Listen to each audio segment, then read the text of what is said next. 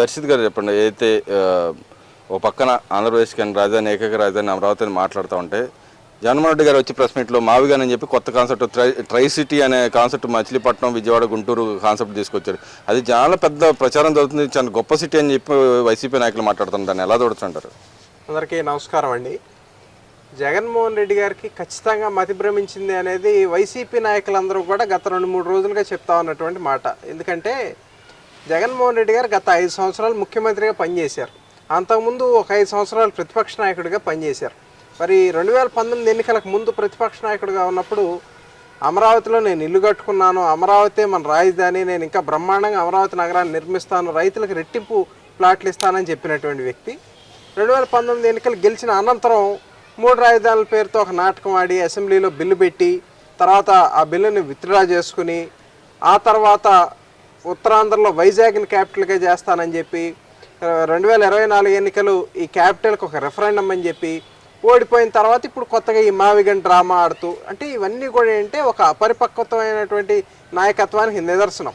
అదే చంద్రబాబు నాయుడు గారు కానివ్వండి, కూటమి నాయకత్వం అంతా కూడా స్థిరంగా 2014 అయినా 19 అయినా 24 అయినా ఇక ముందైనా సరే అమరావతి రాజధానిగా ఉండాలనే ఒక ఉద్దేశంతో మరి పనిచేస్తూ ఉంటే ఇక్కడ ప్రజలందరూ కూడా గమనిస్తూ ఉన్నారు. స్థిరమైనటువంటి నాయకత్వానికి అస్థిరమైనటువంటి పరిపాలనకి మధ్య ఉన్న వ్యత్యాసాన్ని ప్రజలు గమనిస్తూ ఉన్నారు. తదనుగుణంగానే మరి అటు లోక్సభలో కానివ్వండి, రాజ్యసభలో కానివ్వండి అమరావతికి చట్టబద్ధత కల్పించేటటువంటి బిల్లులో మరి అన్ని ప్రధాన పార్టీలు వైసీపీ మినహా అన్ని ప్రధాన పార్టీలు కూడా ఈ 2 సభల్లో ఈ బిల్లుకి మద్దతు ప్రకటించినటువంటి విషయాన్ని కూడా చూసాం.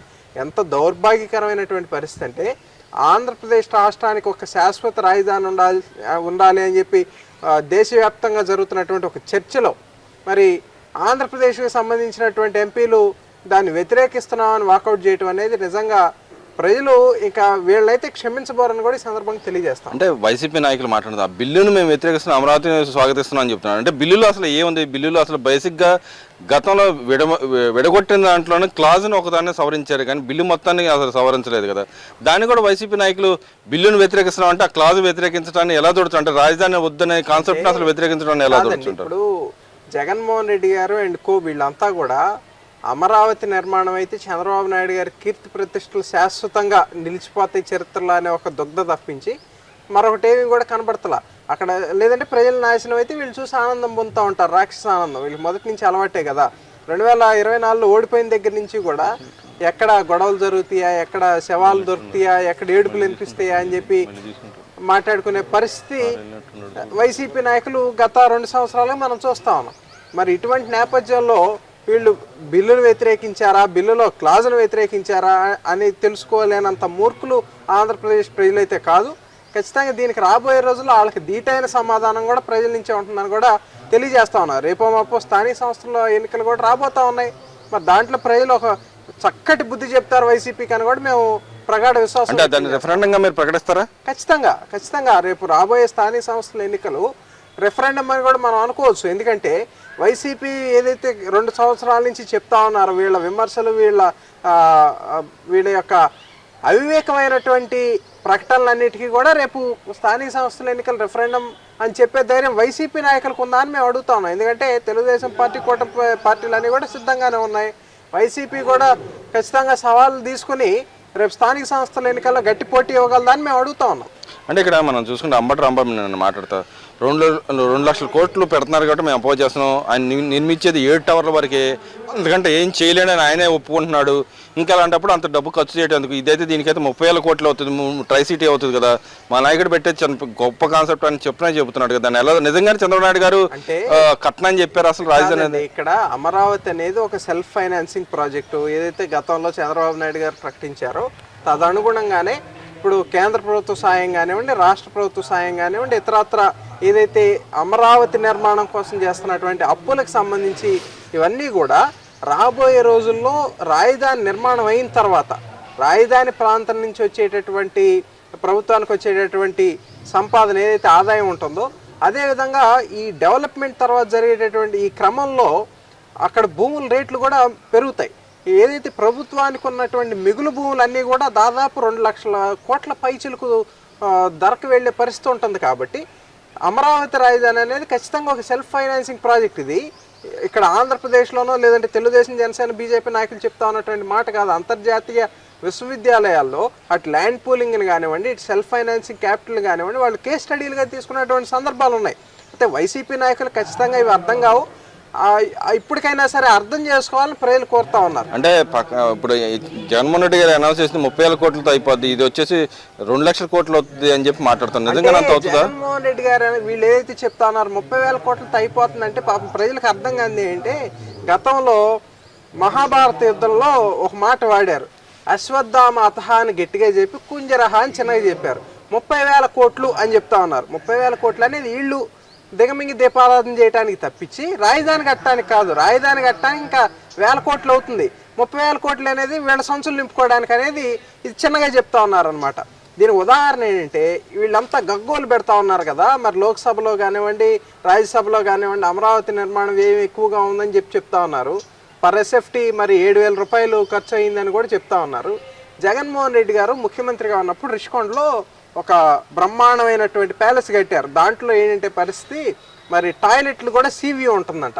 పొద్దున్నే టాయిలెట్కి వెళ్ళేటప్పుడు సీవ్యూ చూస్తా వెళ్ళాలని కొంతమందికి విచిత్రమైనటువంటి కోరికలు ఉంటాయి. కాబట్టి ఆ కోరికలకు అనుగుణంగా ఒక రాజభవనం కట్టుకుని అక్కడ పర్ ఎస్ఎఫ్టీ 30,000 రూపాయలు ఖర్చు పెట్టారు. అంటే వాళ్ళ విలాసాలకి ఆర్భాటాలకి పర్ ఎస్ఎఫ్టీ 30,000 ఖర్చు పెట్టచ్చు.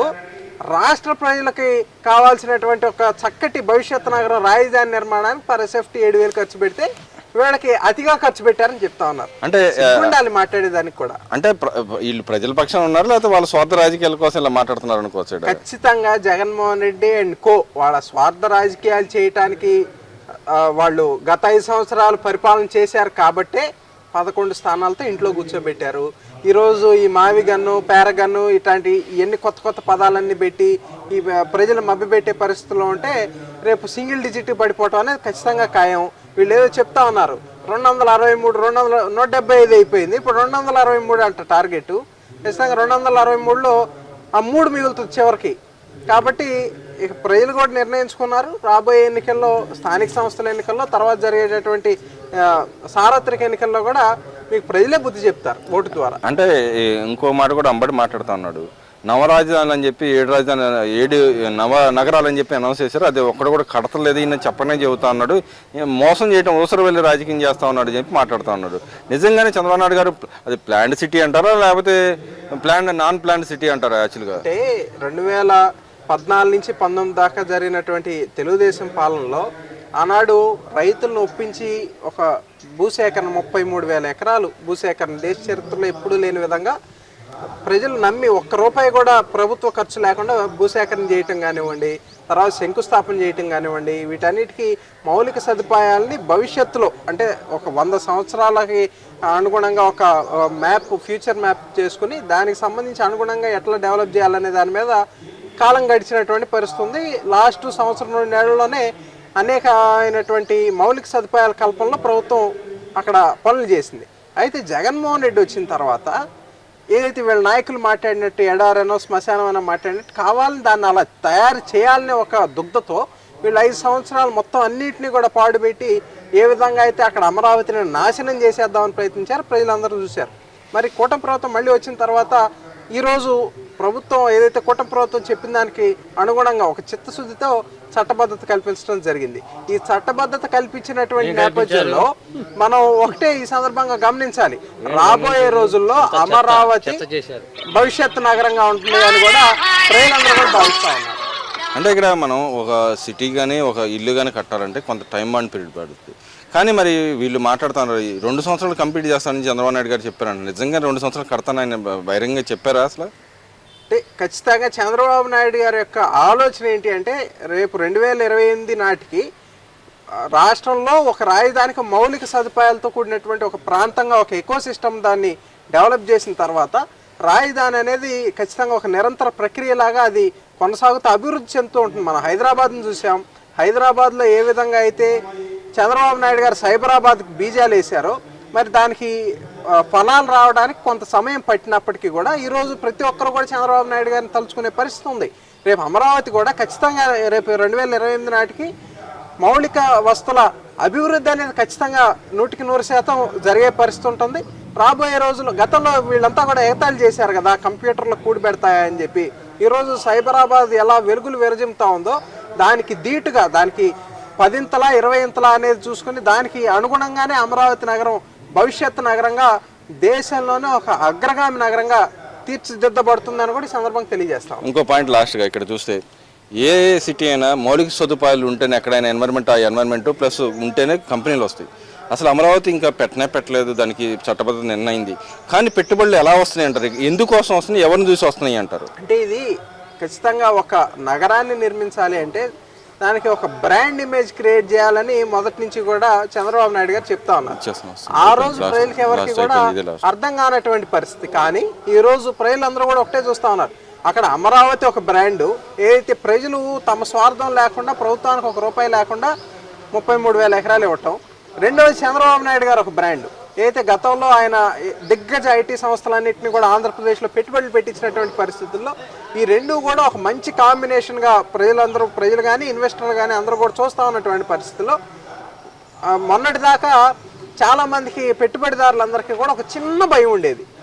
5 సంవత్సరాలకి 10 సంవత్సరాలకైనా మళ్ళీ ఒక సైకో అవతారంలో ఇంకెవరైనా వచ్చి ఈ రాష్ట్రాన్ని నాశనం చేసే పరిస్థితి ఉంటుందా అని ఒక చిన్న భయం ఉండేది. కానీ ఖచ్చితంగా ఈ కూటమి ప్రభుత్వం పరిపాలిస్తున్నటువంటి విధానం కానివ్వండి, చంద్రబాబు నాయుడు గారు, పవన్ కళ్యాణ్ గారు, లోకేష్ గారు, అటు బీజేపీకి మధ్య ఉన్నటువంటి ఒక బ్రహ్మాండమైనటువంటి ఒక సఖ్యత కానివ్వండి, మరి రాబోయే రోజుల్లో ఎటువంటి సైకోలకి, ఎటువంటి మానసిక రోగులకి ఆంధ్రప్రదేశ్ని పరిపాలించే పరిస్థితి ఉండదు అని ప్రజలు కానీ పెట్టుబడిదారులు కానీ అందరూ కూడా స్పష్టమైనటువంటి ఒక అవగాహనతో ఉన్నారు. కాబట్టి అమరావతి ఖచ్చితంగా రాబోయే రోజుల్లో ఒక మంచి ఒక భవిష్యత్తు అగ్రగామి నగరంగా వర్ధిల్లుతుందని కూడా ఈ సందర్భంగా తెలియజేస్తాం.